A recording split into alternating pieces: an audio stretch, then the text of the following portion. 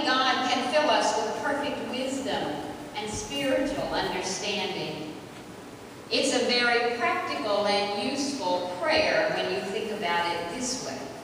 And we must not miss the point that Paul is asking God for us to become filled with the knowledge of God's will. Now, as human beings, we often think about God's will, but quite frankly, it happens most often when we don't know what else to do.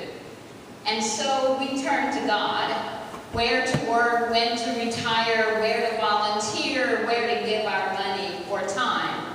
And those are all good reasons to seek God's will. One pastor I know suggests that those prayers often sound like this. "Oh Lord, show me your will, so I can carefully consider it to see if it fits into my plans."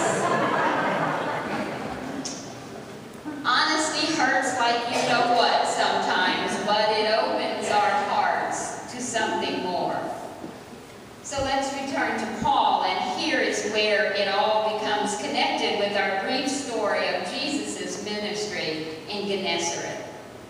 Paul is talking about a level of knowledge where we are completely filled to overflowing with the knowledge of God's will.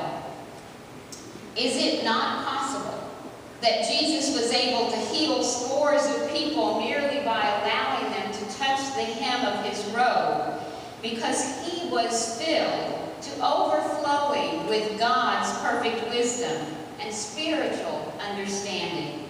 That God, the Creator, would continue creating in these people's lives, and by so doing, heal and make them whole. That wholeness is God's will for all creation, and that it is good and pure and complete. Jesus, in touch with God as no other, did not have to figure it out. He stood and quietly let God do what God does.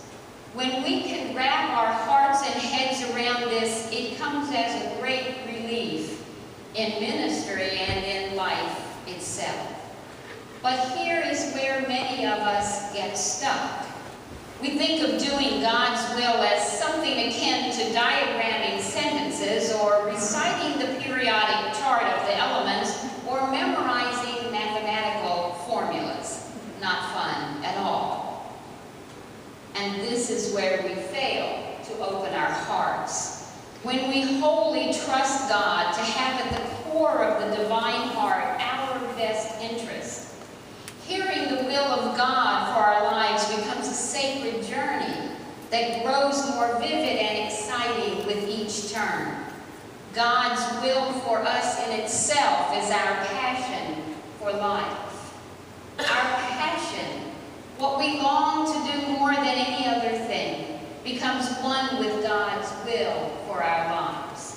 When we open our hearts to the full knowledge of God, we are brought alive. Alive to be all that we are created to be. That may well look different for each and every one of us, and well, it should. Think of the overwhelming joy and celebration that we are experiencing as this very church becomes the place where anyone who seeks will experience the full knowledge of God.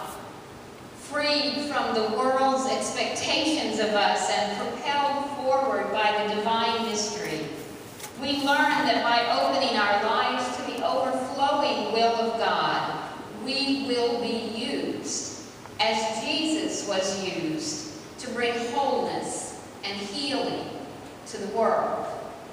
Amen.